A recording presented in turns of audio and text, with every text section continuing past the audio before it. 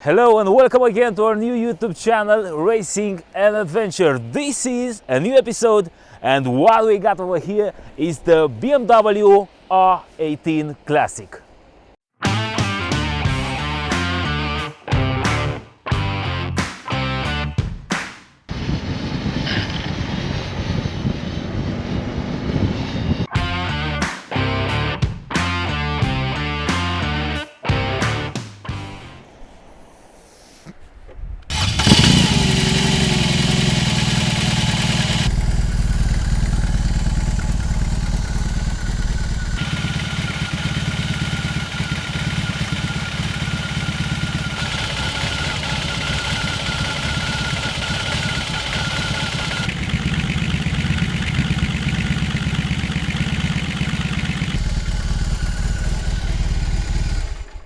Now, the differences are quite obvious compared to the standard version. We have this front wheel, which now is smaller, it's 16 inches instead of 19. We have this windscreen, we have those auxiliary lights. And after that, we have a seat over here, which is more comfortable, which is thicker than before and higher than before. We have these two saddlebags, they're made for touring, and we have some beautiful classic exhaust.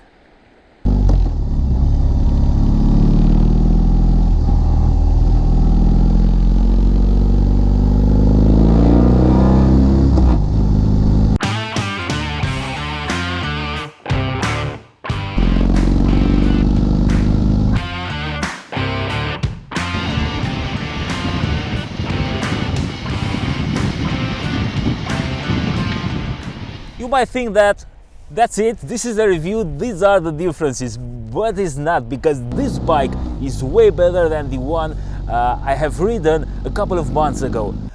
That very first edition. That was somehow a bit rough on the edges, and it had some issues like the vibrations. This one, it vibrates too, but it only does it when you turn it on, and after that it's gonna be okay while riding the bike. The other one, the first edition that I tried a couple of months ago, was vibrating on the highway. It was quite annoying, but this one is perfect. It's very smooth. You can feel the vibration when revving up hard, when you want to pass someone, for example, but when cruising on the highway, no matter the speed, everything is very smooth. I mean, some tiny vibes sometimes in the footboards, but that's it. Everything is very nice. Besides that, this one feels more nimble than the previous one. It's way more fun to ride it on the twisties, on curvy roads, and I don't know, maybe it's thanks to this front wheel, which is different. Now it's a 16 inches, but the diameter of the wheel plus tire is pretty much the same, because this tire is fatter than before. You got a lot of rubber over there, but it's more nimble, more fun to ride than the previous one. And there's one more thing, and it's really important, because this rear suspension is more comfortable than before. That one was a bit harsh when passing over bumps, but this one is very comfy, and I don't know why, because it's the same shock as before, it's the same rear suspension, nothing changed, same travel.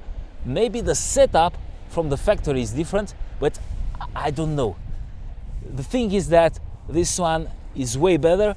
It doesn't vibe, it's comfortable when it comes to the rear suspension, and it feels better on the twisties.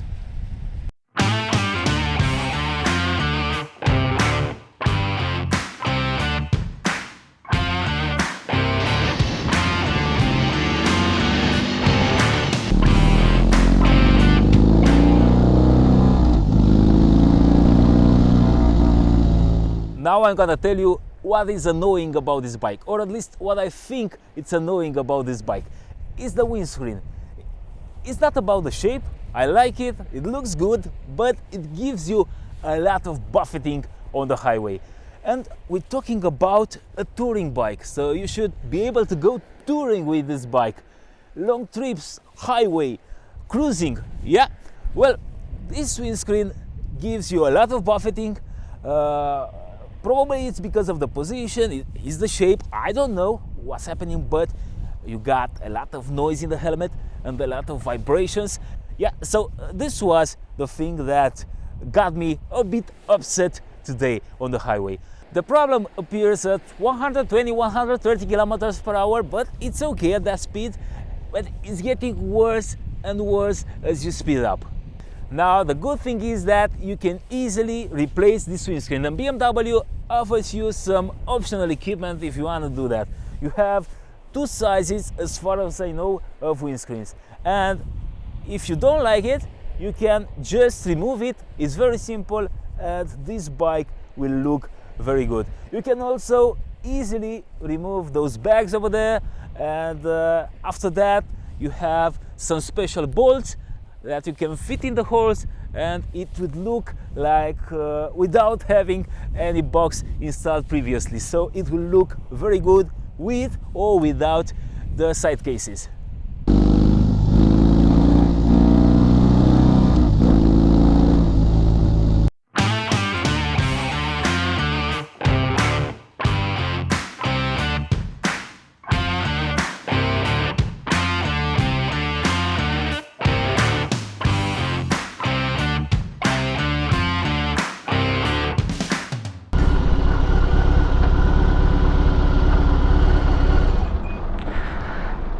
I'm in the traffic right now. I stopped the engine because it vibes a lot, and now I'm holding the camera.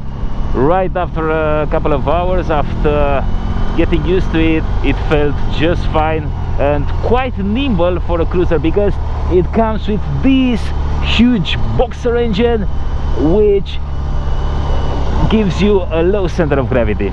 It's quite good for such a big and heavy bike. Now the thing is that if you want to do some stuff like the, I don't know, like the lane splitting or something like that, I'm gonna show you right now. You have to do a bit of stretching with your arms, because the handlebar is over there and it's quite wide.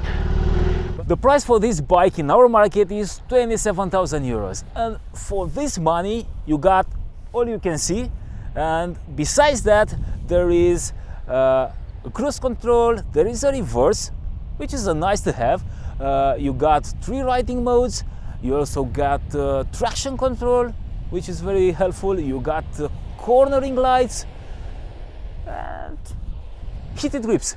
It's very, very important on this weather.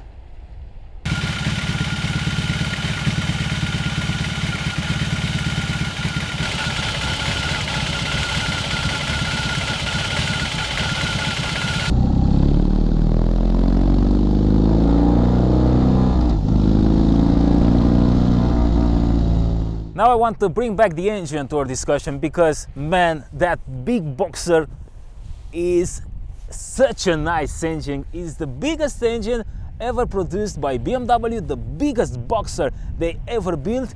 It's air-cooled, it comes with that classic feeling, it pulls a bit on the left when you're revving up.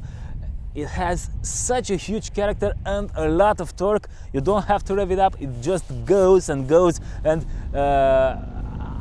I'm not a cruiser rider usually. I like to ride sports bikes, adventure bikes, basically street bikes, anyway, but not cruisers. But this one, I really had fun with it, because this engine feels so nice, it sounds so nice, and it pulls really, really good.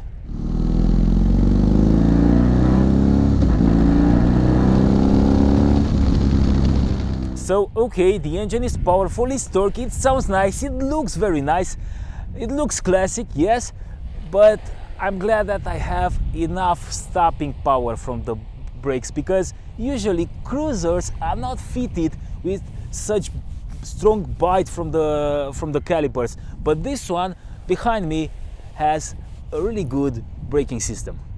Now there are 2 design things that I want to share with you, because they are the same as on the previous bike, as on the standard version. You got this exposed shaft, which looks very good. It's a trademark for BMW, and it will stay like this on any R18 you're gonna see from now on. And a bad thing, which I don't like, and it's still the same, these cables over here are not so elegant.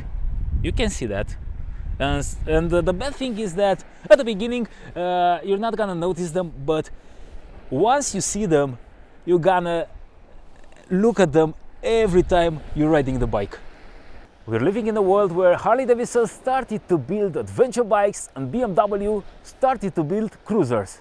But is this R18 a real competitor to Harley-Davidson? Yes, I think it is. But will it outsell the Harley-Davidson classic bikes? I don't know. But what I know is that this bike is fun to ride, it looks very beautiful, and you got a special feeling riding it.